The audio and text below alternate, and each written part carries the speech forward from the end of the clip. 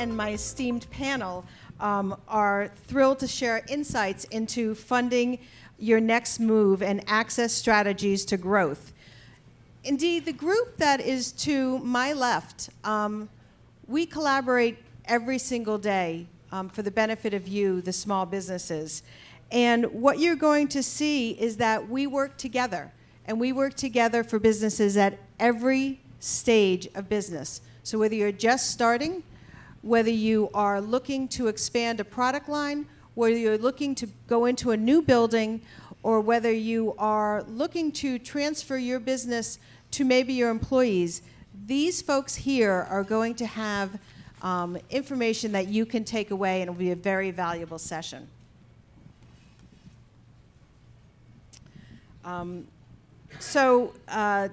We're going to break this down. We're going to hear about options like microloans, SBA loans, grants, the state of Connecticut Boost loan.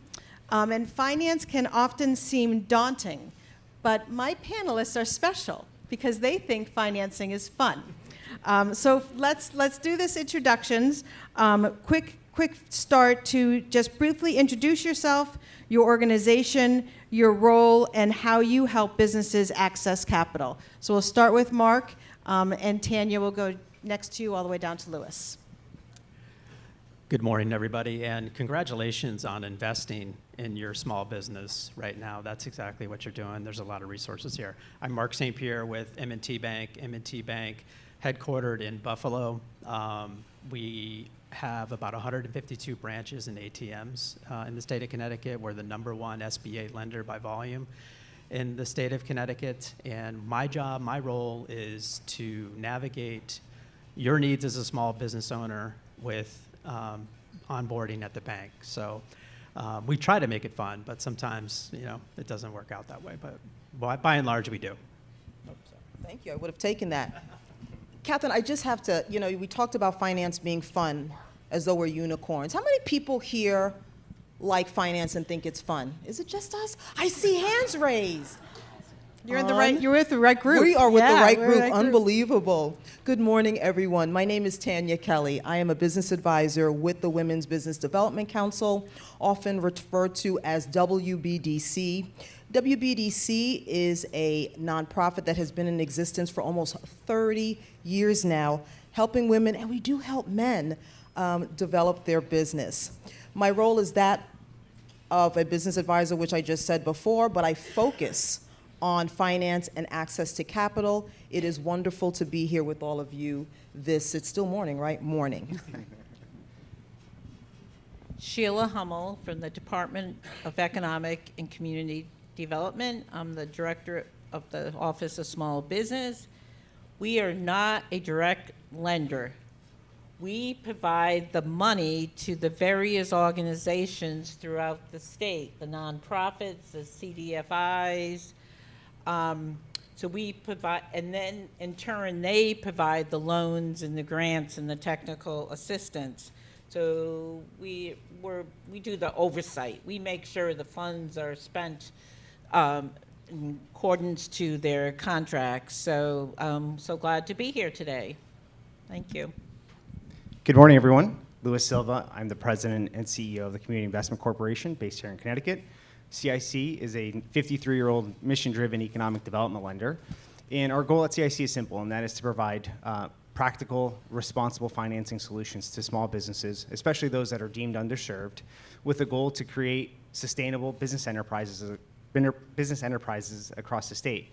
And we do that through a variety of ways. We'll talk about some of the financing solutions that we offer, but really at the core, it's all about the advisory and the technical assistance that we also provide to these small businesses so that they can be successful in the long term. Excellent. So you're going to hear the term technical assistance a lot today. For me, technical assistance is when my kids come home for the weekends and I have the full list for them. But here, technical assistance is actual support for you, the business owner, whether that being a financial plan, a marketing strategy, understanding your market. So technical assistance you're going to hear really often, and to me what it is it's your ability to succeed, to get that assistance. So the first questions we're going to talk about is we're going to talk about understanding capital readiness, which includes financial projections. So Louis, many entrepreneurs here, you need to be bankable. What does that really mean to you as the lender here? Bankable can mean a lot of different things. I can tell you that the number one thing that it does not mean that you have to be flawless, right? So being bankable, from our perspective, is being able to tell your story, to tell us the story behind your numbers, to demonstrate that you have the capacity and the capability to execute. And at the end of the day, you need to demonstrate that you're creditworthy and that we can trust you, right? And that kind of cuts across many different life cycles in a business. If you're a startup and if you're considered early stage, being bankable is very nuanced, right? It can mean a lot of different things. You won't have a long financial history to tell. So we really look at management's ability to execute. Do you have the research and the plan behind you that makes sense? And at the end of the day, do you have capital? Do you have skin in the game that you can demonstrate your investment and your commitment to the organization? I'll say bankable and the 5 C's of credit. Who here has heard about the 5 C's of credit? I see one lonely hand. All right, we've seen many. As a lender, the 5 C's of credit are our core fundamental platform that we leverage to understand a borrower's creditworthiness. At the end of the day, if you can answer 5 very simple yet profound questions that are asked through the 5 C's of credit, you stand a really good chance of receiving financing at the end. And I'll just give them to you briefly. You know, the first question that we ask in that 5 C's of credit model is, can we trust you, right? That's your character. The second that we ask is capacity. Do you have the ability to generate cash flow? Can we trust that you'll repay us? The third is collateral, right? Do you have collateral to provide as security for the lender that's making the loan to you as a small business owner? The fourth is conditions. Does the deal make sense right now, right? And finally, you know, it's all about the ability to demonstrate that your character is sound, that you're trustworthy, that you've repaid your bills on a timely manner, that you haven't created a shortfall for the government or a lender in the past by not paying your bill and kind of leaving them high and dry. If you can answer those 5 basic questions, the ability to become bankable is right there in front of you. Super. And Tanya, from the advising side, you have a very clever saying that I really, really like, folks. You do? Let's hear it. Her saying is, have your financials ready so you don't need to get your financials ready. So, Tanya, my question is to you is, before they go to Louis, from the advising side, what should they have in place to approach either Mark or Louis for a loan? Thank you, Catherine. And I will say that I can't even take credit for that. I believe that I think it was Will Smith that coined that phrase. If you stay ready, right, then you're not getting ready. And you can apply that to access to capital and so many other areas of your life, right? But what do I see? To get prepared, a lot of people come to me and they are looking for help with their financials. Oftentimes in a panic, right? I need to get these financials to a lender, and I have not categorized anything. I haven't opened up QuickBooks for a year, right? What do I do here? And so I spend a lot of time helping people to get their information current so that they are ready. And then that's where that phrase comes in. Then I say to them, we want to make sure you continue this on a regular basis so that you can stay ready. We don't want to have financials just for the lender, although that's great. You also should understand what is happening in your business, and you should be reviewing that on a regular basis. So to prepare, a lot of times it is help with their financials. There are a host of other things, but primarily I am helping people with their financials and their projections. Super. And Mark, Louis went through the 5 C's, but as a lender, what are you looking for beyond credit scores?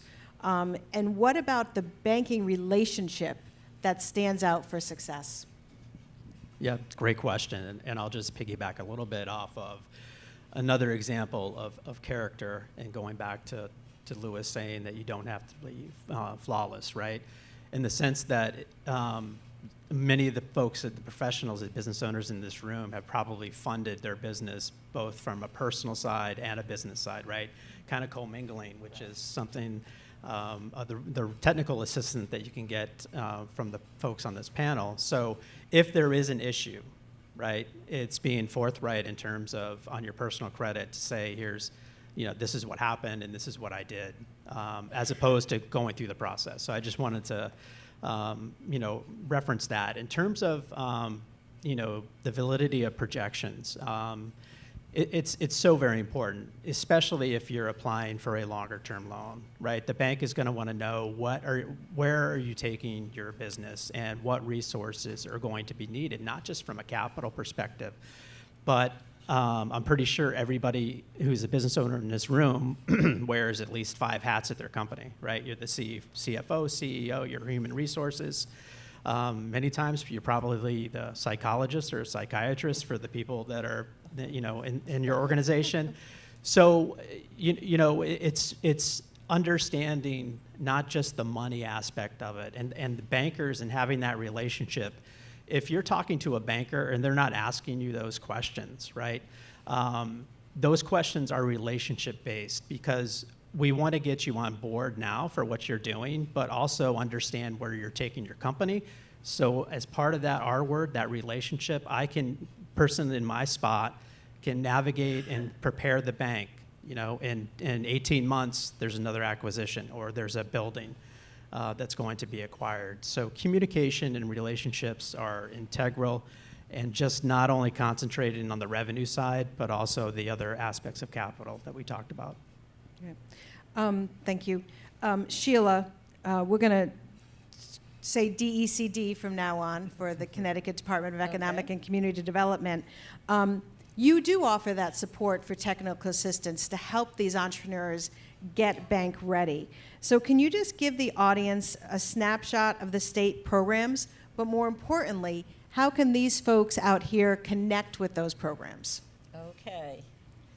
Well, I just want to mention one thing. We do have a table. DECD has a table out there, and we do have a list of all our programs, our grant programs, our technical assistance program. So please stop by our table, but you can go to decd.org, and everything that's on the table you can find on our website. We do have a phone number, believe it or not, that you can call, and you leave a message, and someone will get back to you between. Yes, someone will get back to you within 24 to 48 hours. Try it. Come back to me if no one gets back to you, and we have an email address that you can send an email to. This all started during COVID, and it was so successful that we just kept it going. But let me highlight a few of the organizations. Oh, the lights are just so bad, so if you see me blinking. The Small Business Development Center, and I think we have our executive director, Dorian, if you want to stand up. So we send so many clients to them, and I won't talk about WBDC. We have Tanya here. So Small Business Development Center, they can provide help if you're applying for a loan or a grant, if you need help with a business plan, if you want to grow your business and you just don't really know how to do it, if you're looking to advertise, they're just a wonderful organization, and I can't say enough great things about them. And they have a table out there too, so you can swing by their table. Another thing I wanted to talk on, do we have any manufacturing companies out there? No? Oh, we have a few.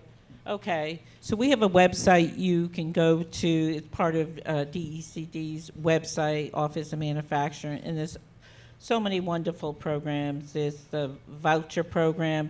That's when the company puts up a certain amount of money, and then the state will match that, and that's usually used for equipment. And then if you need technical assistance, we have ConStep, CCAT, and, once again, everything's on our table. We have handouts that you can, just take.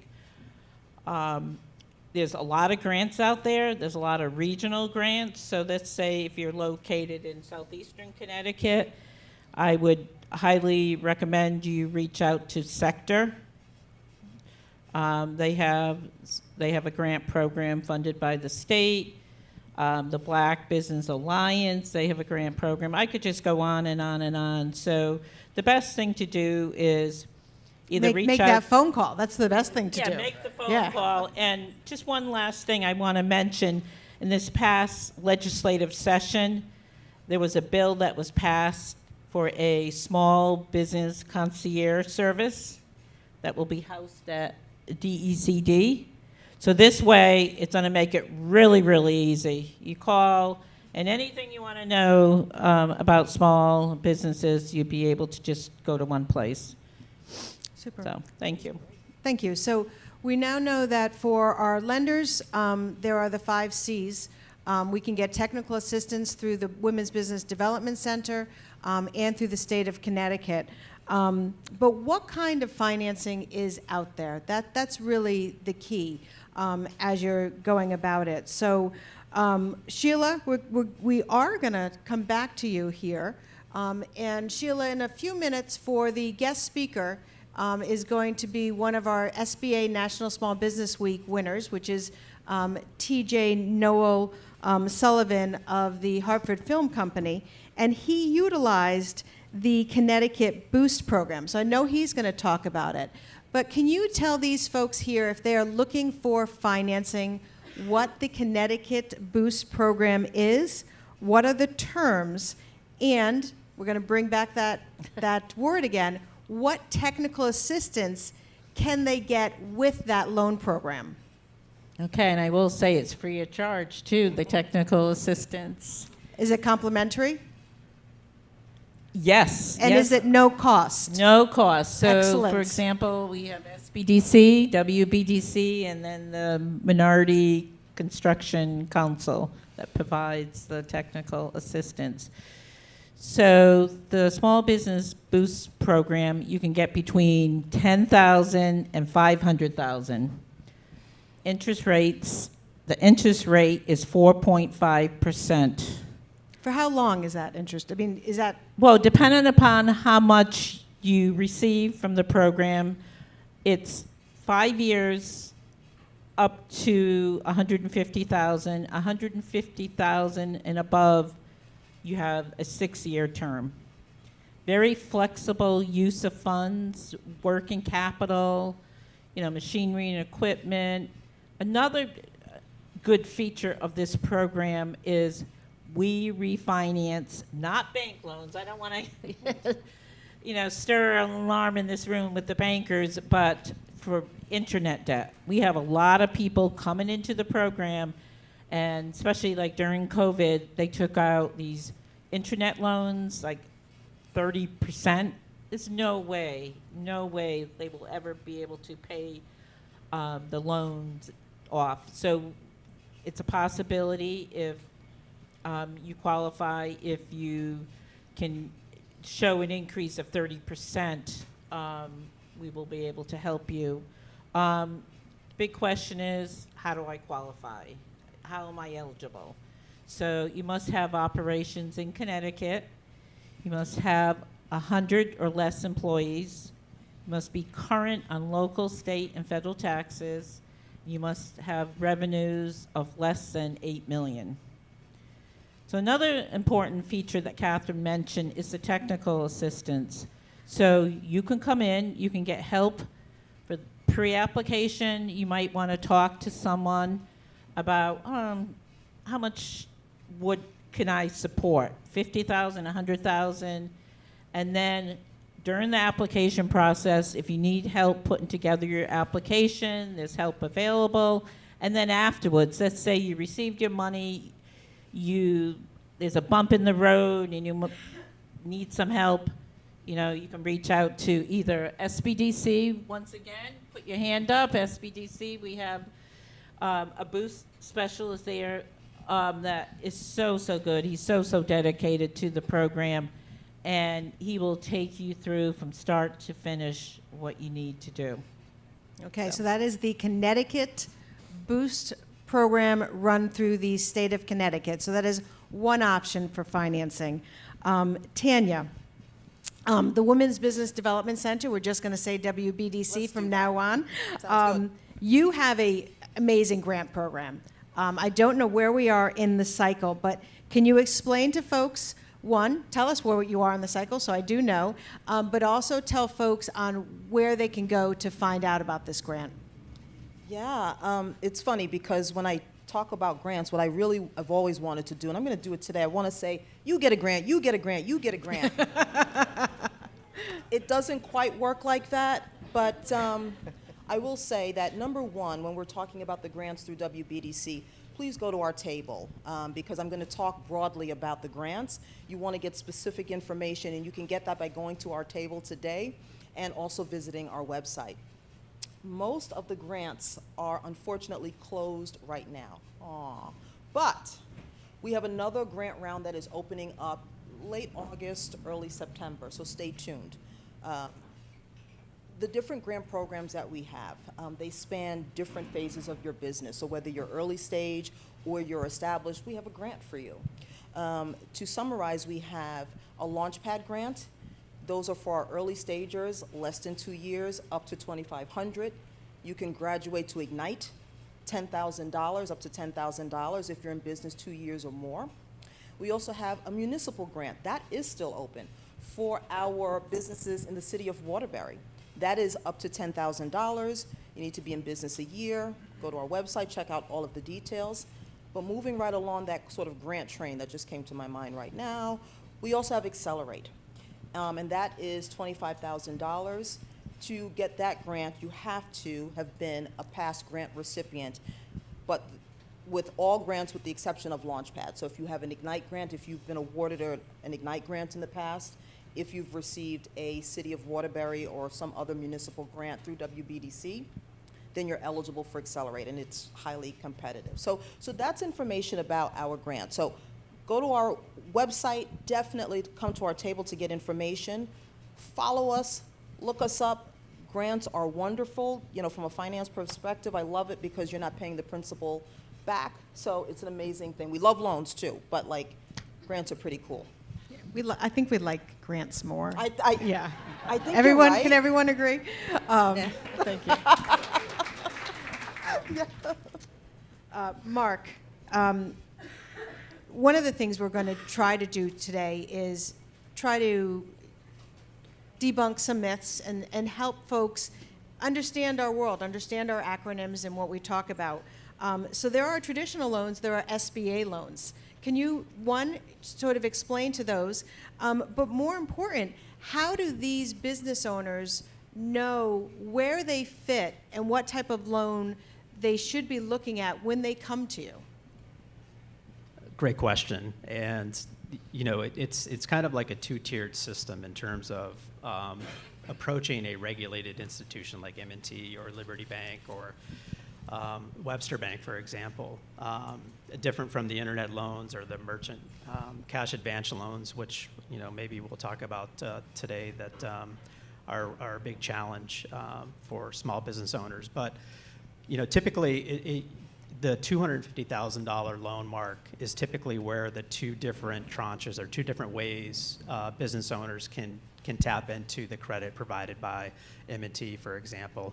Under $250,000, it's an online application. It's more credit score, both personal and business credit score. And you know, the SBA has moved away from the business credit score, but a lot of the underlying institutions still use that in their underwriting of what is called a traditional loan. You also might hear be referred to as a conventional loan. We're starting to see a lot of things from the residential lending aspect move into the small business owner banking milieu, if you want to call it. And one of the perfect examples that I think is a benefit to make it at least maybe not fun, but palatable, is that you know one of the regulations of Reg B another acronym, right, which basically says that I have to provide you an answer within 30 days of application. Prior to that coming into the small commercial side, a lot of folks were just left calling, emailing, where's the status of my loan? So under 250,000, it's usually an online application. Over 250,000 is where I play in terms of being at M&T. And we can go from 250,000 up to, in terms of my product line, up to 10 million. And through that, that's more of a, we talk about the relationship aspect. It's more of a sit down.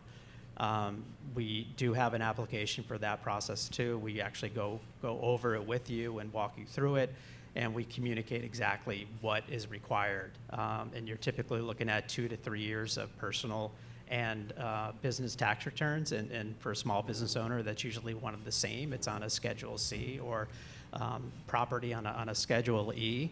So there are a lot of acronyms, out there, and I'll just say, and there's also a lot of access to capital. One of the things that's happened in the distribution of capital to small business, is the aspect of the internet in terms of, you have SoFi Bank on the West Coast where you can actually get a high yield commercial savings account, right? And you have other opportunities to get debt even from those folks. But I would just urge you to remember the local presence in terms of sitting down with somebody and actually going through what does it take to get a loan. Ask those questions. The lender, developing that relationship is key. So in terms of the products that we have in there, in terms of conventional loans, they're lines of credit, which are short-term loans based off of cash flow timing issues between the collection of your receivables and paying your payroll and your accounts payable, right? Then we have what's called a term loan, which, think about it if you're buying a vehicle, or or it could be you're hiring a lot of folks where, you want to match the repayment, the monthly repayment, with the useful life of, either the vehicle, or in this case, I don't want to say it to people, but it's a longer term payback. So term loans are, typically, can be 5 to 7 to 10 years, and we partner up with other institutions, like Lewis's, to maybe extend that for folks. And that gets to what's called, a non-traditional or non-conventional loan, where we partner with the CIC, we partner with, the SBA. And, you want to ask, is your bank that you're approaching, are they a preferred lender with the SBA?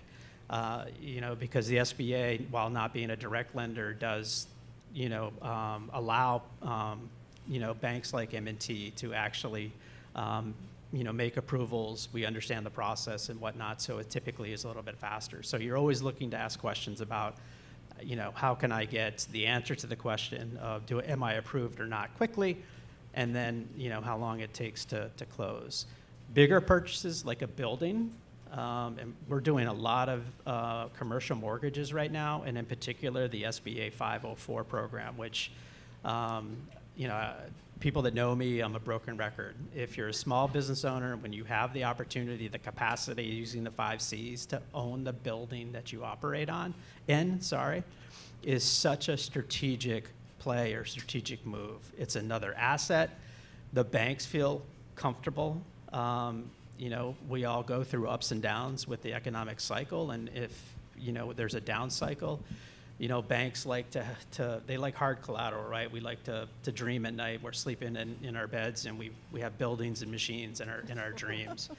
Not really, but We can talk about that later. Yeah, exactly. That's the psychiatrist aspect that I talked about.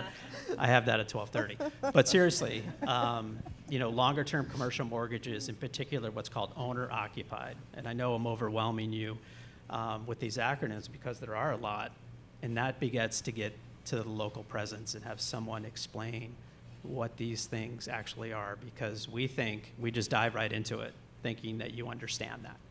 And it's like another language. So while you have options from the internet loans, you have options from non-regulated fintech companies. There's a lot to be said for a local person on the street to talk to about a loan. It's good for them to have the options on the table and know those things. Thank you, Mark.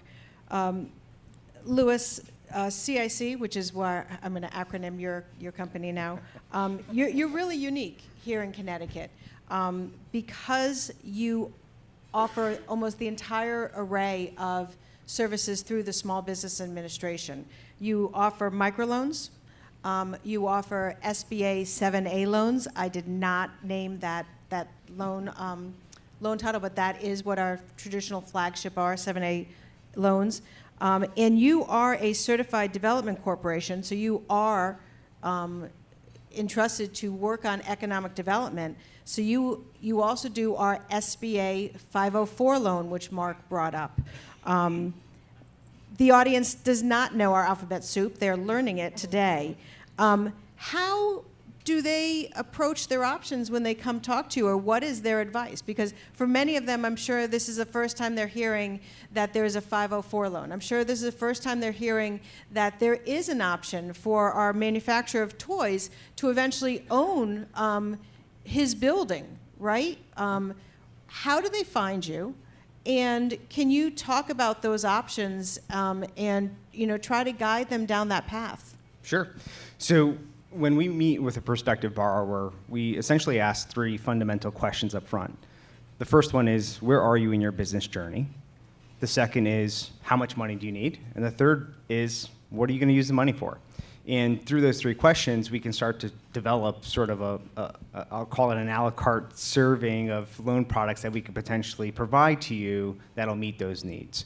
And I'll just say from an access perspective, meaning Access CIC, we're a very complementary lender in the ecosystem of lenders in the state, right? So we serve as a foundational or a startup financing institution, right? Meaning if you're a startup and you can't get conventional financing, most of the banks in Connecticut, in fact, almost all the banks in Connecticut, almost instinctively call us so that we can step in, understand the gap, understand the need, provide whatever financing solution we deem appropriate, and ultimately, the end goal is that we can create this opportunity for you to become bankable, and you can go back to the lending partner that referred you to us and ultimately get a conventional loan. Gaining access to CIC is done that way. We have a huge presence online, and a lot of a significant amount of our business does come through sort of that channel in terms of inquiries, right? So to kind of get back to the alphabet soup, and I don't want to throw the alphabet soup, but I want to more or less explain each product, the use, the loan amounts, and then give you an idea as to how we would position them. So if you're a startup or if you're an early stage company, and depending upon the amount of money that you need, we start with our microloan program. That microloan program is suitable for early stage company startups. It provides funding at a minimum of $2,500 up to $50,000. It gives you a really flexible financing structure. And the beautiful thing about microloans is that it comes with what we've now said several times, technical assistance. And there are several microlenders in the state of Connecticut, but at CIC, technical assistance is really unique in that you get assigned a business advisor. So we have one principal business advisor at CIC, and then we have a network of about 7 or 8 technical assistance consultants that we work with for certain specialties, right? So we have a team of marketing folks, we have a team of restaurateurs and restaurant entrepreneurs, we have folks who focus on exit planning and brokerage, if you will. We have credit counselors, we have, we just brought on a AI expert. We have someone who does HR planning, and we have someone who does sort of specializes in manufacturing and helping those smaller early stage manufacturers get cemented in their business journey, if you will. All of that's free of charge. That's something that comes with the benefit of having a microloan through CIC. And that stands true for every microlender in the state. If you receive a microloan from a microlender, you will get technical assistance. It just may come in a different way. The second program, the 7A product, that program is meant for a wide variety of different businesses, right? You can be a startup, you can be an early stage business, or you can be a business that's in expansion mode. And it really just boils down to the need and the amount. 7A loans generally start at the $50,000 mark and go all the way up to $5 million. We can finance leasehold improvements, equipment. We can refinance debt. We can buy real estate. It is SBA's flagship program, and it's SBA's most flexible product. We provide the program at the smaller scale, so there's a subset of the program called the 7A Small, and really our play in the program is such that we want to step in and provide those underserved businesses, those businesses that can't yet graduate to a $5 million 7A loan with some financing through the 7A product. And then finally, it's the 504 program. 504 program is what we're best known for. We've administered it since the beginning of time, if you will. And it really is SBA's premier economic development tool. And the idea behind the 504 program is that it's truly a public-private partnership in that in order to leverage this product, not only do you have to work with CIC, but you also have to work with the lending institution, much like M&T. And the way it works is if you're looking to buy a piece of real estate or if you're looking to buy a long-term piece of equipment, through that program, the idea is that we want to provide you with the ability to conserve cash. We want you to put down the least amount of money possible, and we want you to leverage the SBA's power, and that is to leverage a long-term, low-interest rate loan, right? So to kind of give you an example, if you're a manufacturer looking to buy a piece of commercial real estate to move its operations to it, you have to occupy at least 51% of that space, but we can participate up to $5 million, or we can get involved in transactions as large as $30 and $40 million, knowing that our little component of the transaction is going to cap out at $5 million.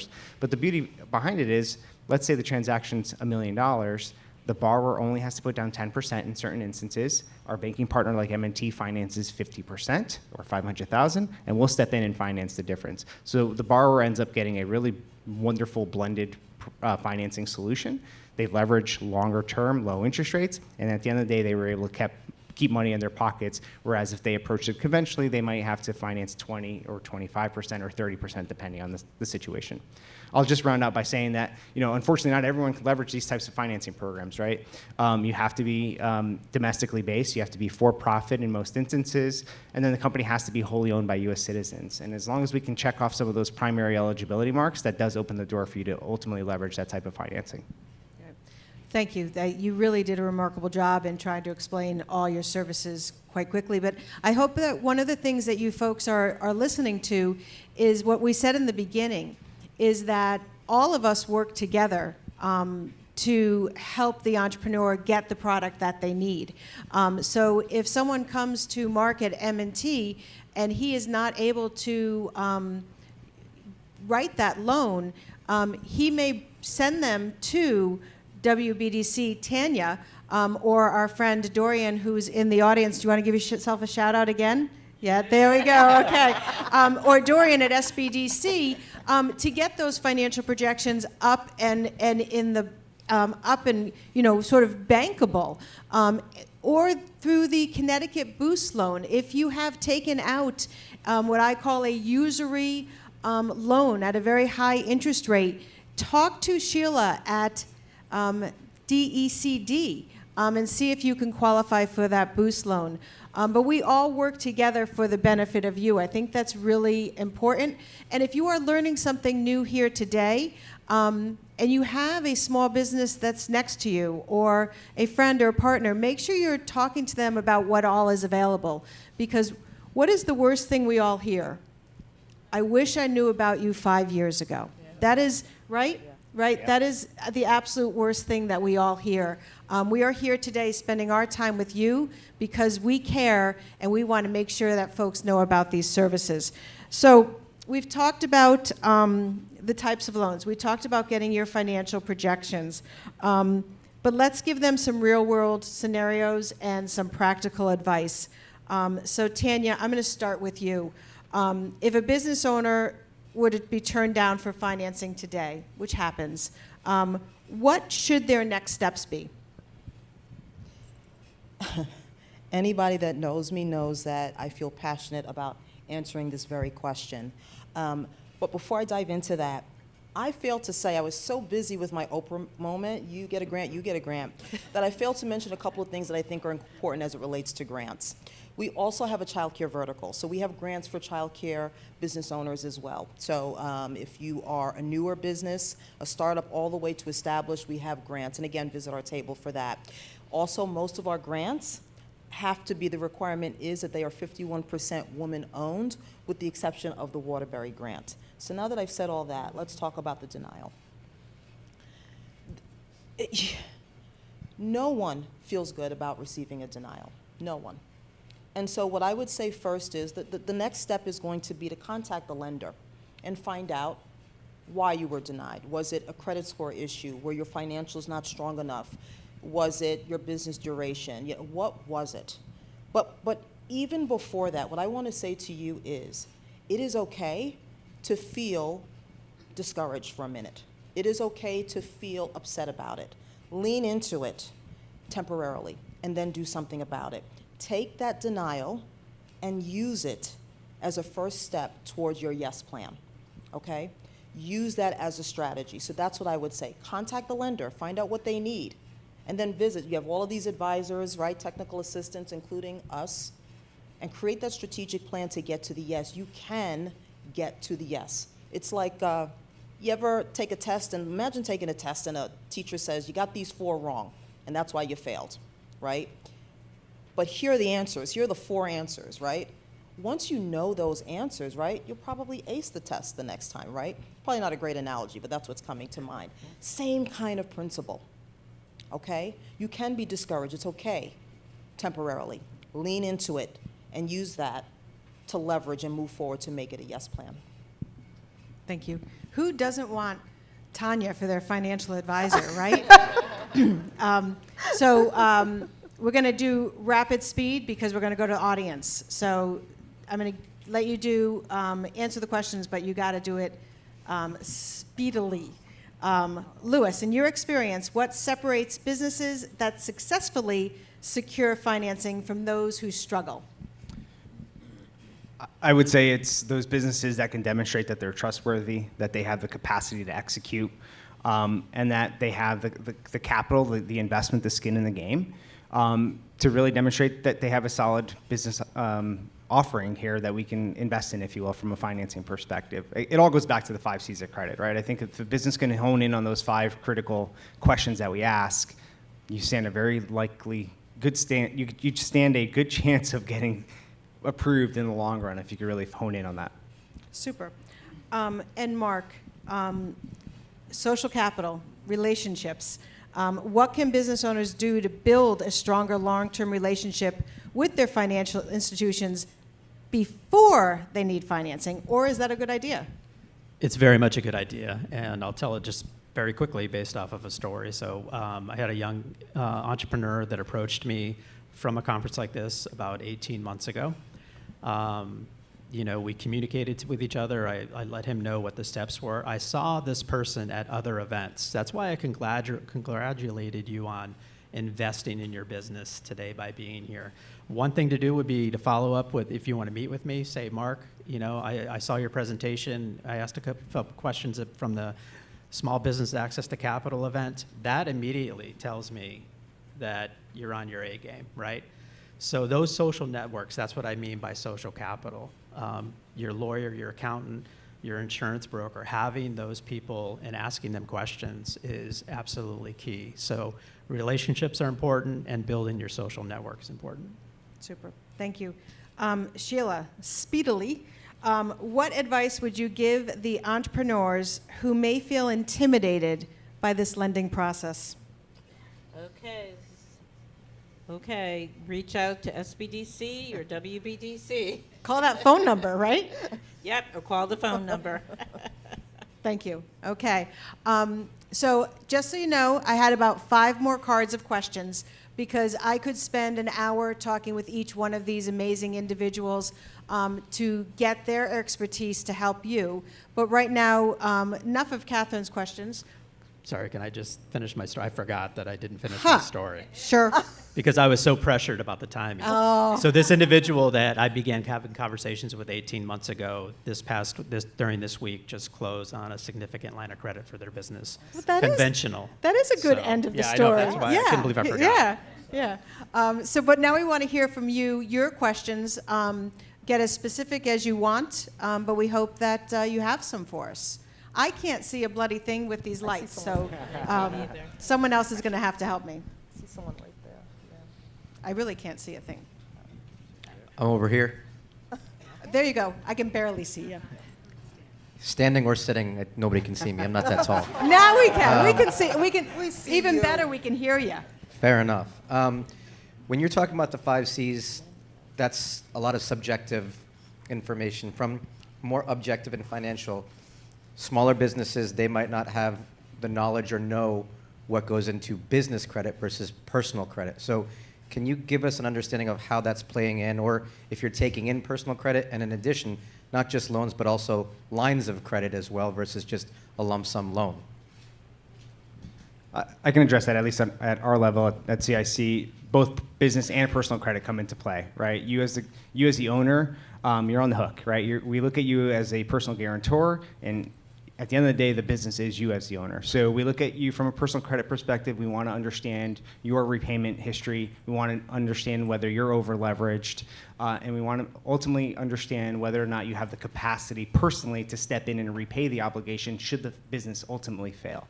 From a business credit perspective, if you've been around for a couple of years, hopefully you have an opportunity to have established business credit. Not everyone has business credit, right? It takes establishing a business credit card or line of credit to ultimately go ahead and establish that business credit. Sometimes it's limited business credit, but whatever the case might be, we also want to understand how the business repays its obligations. And if you can demonstrate that you've paid those obligations satisfactorily, then that gives us an ability to at least make a more risk-based decision on whether or not we can pursue that transaction that you're ultimately requesting.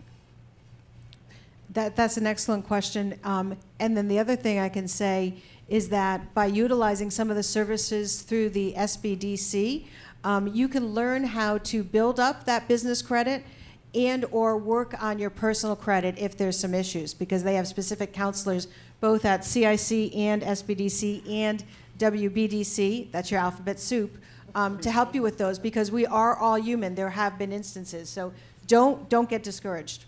Can I add to that? So one of the basic things you can do is open up a business checking account with a bank like M&T or the other banks that are out there.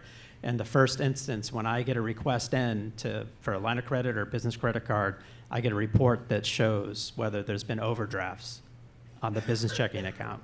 So it begins there, right? So talk about a relationship. Start a relationship with a bank with your business checking account, and please, avoid overdrafts, because that's actually we have the small business credit score, but we would look at it and say, wow, they've managed their DDA, their checking account, satisfactorily, and that's most important for us. Super.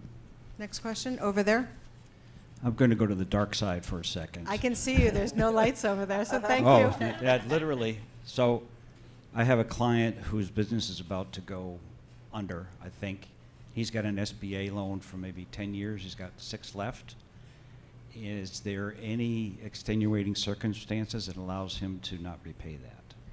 So it's very difficult for any of us who deal with SBA loans to opine on that with very specific information.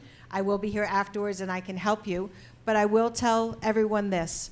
At the SBA, the United States government, we did during COVID write 44,000 loans in the state of Connecticut called SBA Economic Injury Disaster Loans, EIDL loans, and they are loans that you owe the federal government to. Sir, if that's what we're talking about, those economic injury disaster loans through the federal government need to be repaid back. There is no forgiveness on those, so those are something that needs to be paid back. If you do not pay back the loan, you can have any future federal benefits, such as Social Security or tax returns, garnished. So it is a very serious situation. I'd be happy to talk to you about specifics. And I'm sorry. Back there?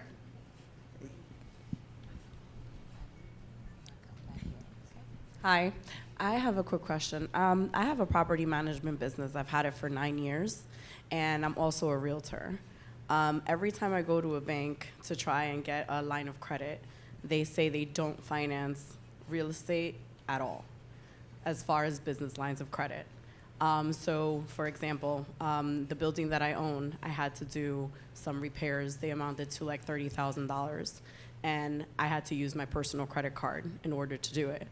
So, in hindsight, due to a personal situation, I got a separation, I need to buy a home, and now I can't because all my business debt is on my personal credit. So it's blocking me. And every time I go to a bank, they're like, we would, and your business is always in the green, you're doing good, but we don't finance anything in the category of real estate.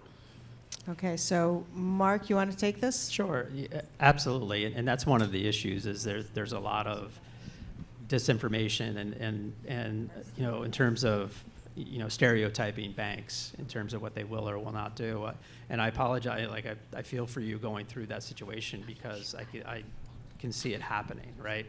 And then so you have a management company and then you have real estate, right? Banks typically don't provide a line of credit attached to real estate. But your management company, which has revenue and cash flow attached to it, you know, at least at our institution, you know, not knowing the other circumstances, would be able to extend some type of credit to a management company that has been seasoned, that's been, you know, active for a while, and you can see the P&L, the profit and loss, and the cash flow develop over time. And, you know, that so maybe talk about, you know, with the banker or the next bank, you know, that there's two companies, there's two legal entities, and, you know, how, can we just look at this one and know that we can't do it on the real estate side? Yeah, I did. You did? Yeah, they're two completely separate entities, but they said anything that falls under the category of real estate, they don't provide this line of credit. So Mark, would you consider this entrepreneur's situation as when you talk to one bank, it's not necessarily the same at each bank, even though no disregard intended, you all look the same, right? We do. So should they go to, you know, multiple doors and make sure they get, you know, the true information, that just because one says no doesn't mean the other one doesn't have that program? You know, that's absolutely true, and it's incredibly frustrating, I know, on the small business side too, right? Because it's your personal time. You know, you only have a significant amount, you know, certain amount of time that you can, you know, attach to this. That's why social capital is important in terms of your accountant or your lawyer or your, you know, your insurance person having connections to other banks. You know, because on the small side, it's very difficult. Small loans under $250,000, above $250,000 in the state of Connecticut, it's much more fluid and dynamic. So it is very difficult, but don't judge one bank, you know, against the other. Right. And Sheila, can they come talk to you about a boost loan?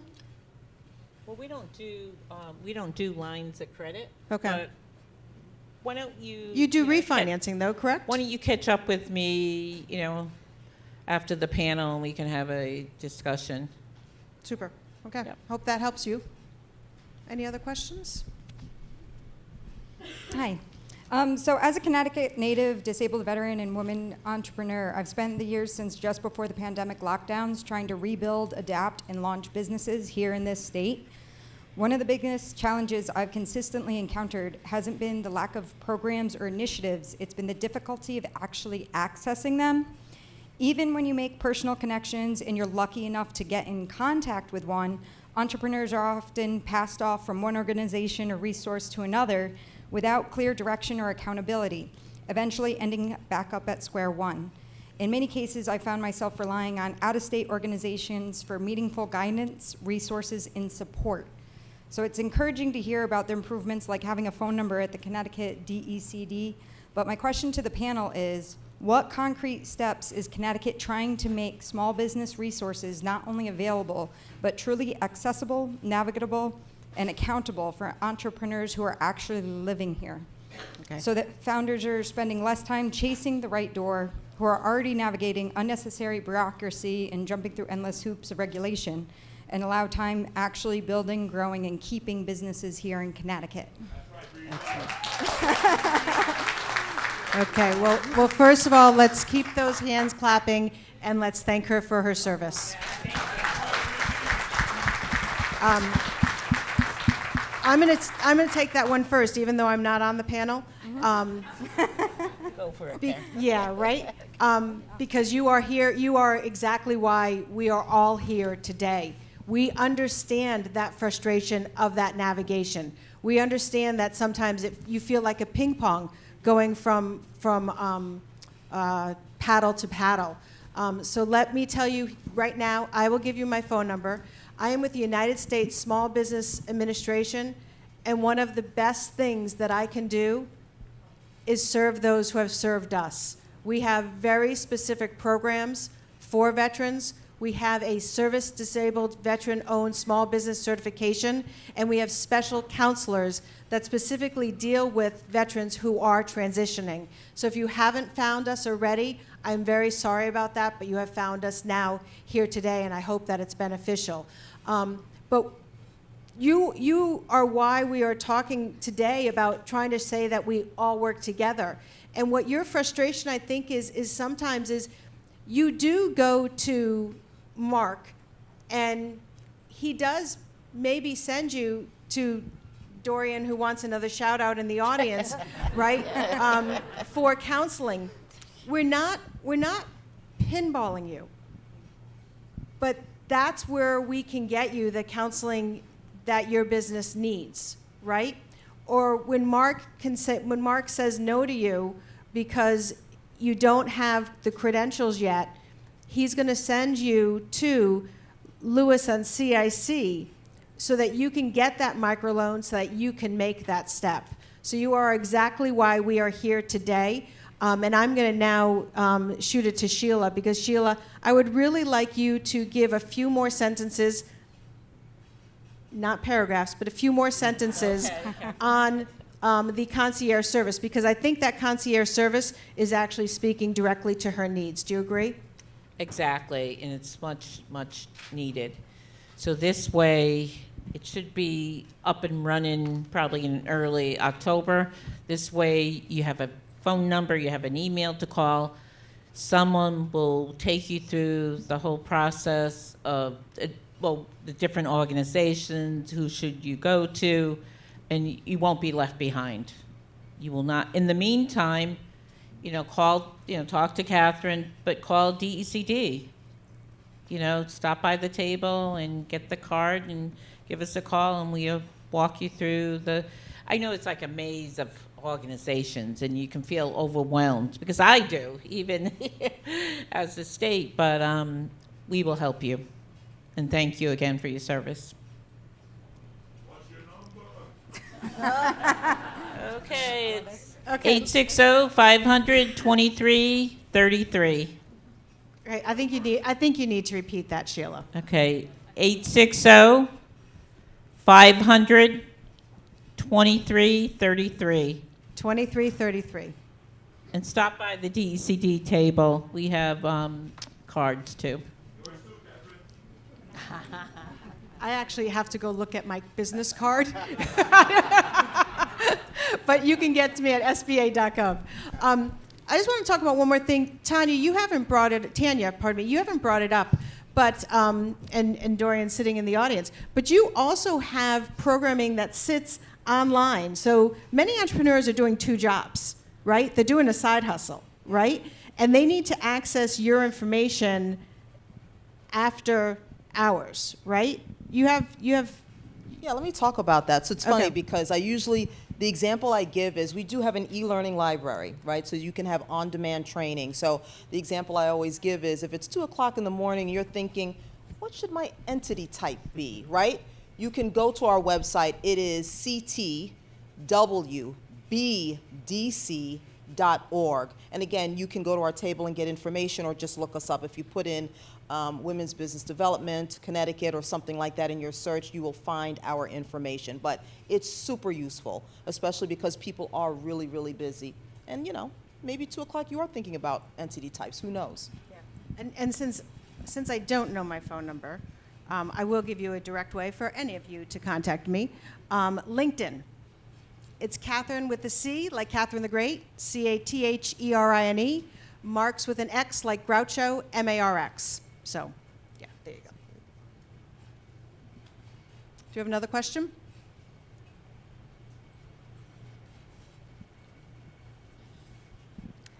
Hello, my name's Amy. I own a firm called Amy P Consulting, And it's interesting that I'm part of this panel, right? And I know Tanya and I know Joy. I listened to the previous panelist. So I was wondering, you guys, some represent the state, some have, private businesses, right? Do you work with management consultants and outside of your firms? And then how can external management consultants, right, help individuals who are looking for remediation plans or they have a risk of default? So if you can just elaborate on that, I think it will be very helpful for people who are struggling. And that's one of the main reasons why I started my business.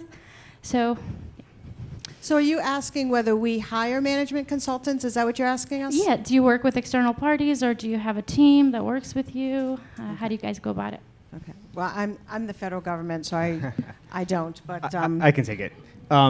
Sometimes the need for advisory that we can provide in-house it can be limited, right? So from a management perspective, oftentimes we do have to go out and recommend that a client seek a firm to provide them with expertise such as management consulting, right? I will say if you're also asking how you can sort of position yourself to be more present and potentially gain more clients, I would probably say, and we haven't mentioned this on the panel yet, but SCORE is another resource partner here in the state. I would urge you to get involved with SCORE, right? From a volunteer perspective, they do a really great job of leveraging people like yourself and other professionals, and they provide free education and free webinars to the public, right? So what I see happen most often is folks will take advantage of a webinar and then they re-engage with the person who provided that webinar after the fact for your expertise. excellent. Tanya, does WBDC?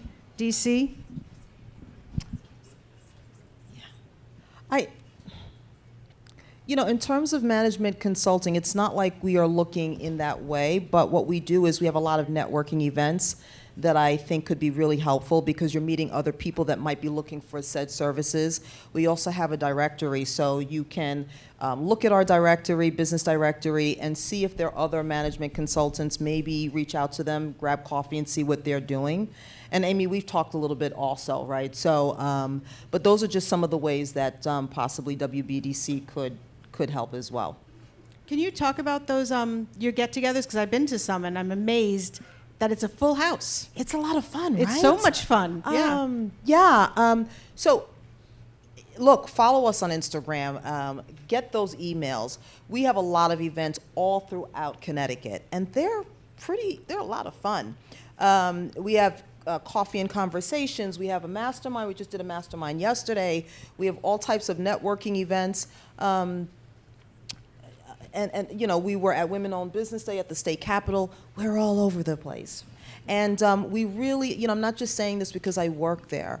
We have just an incredible staff that truly cares about helping you, the business owner. So every time you go to these events, people are just amazed at the community that is created by meeting other people, whether it's WBDC staff or other business owners like yourself. So it's pretty cool. We are pretty proud of our networking event. So come join us. Yeah, they're super fun.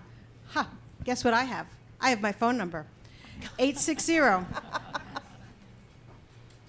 240 4700.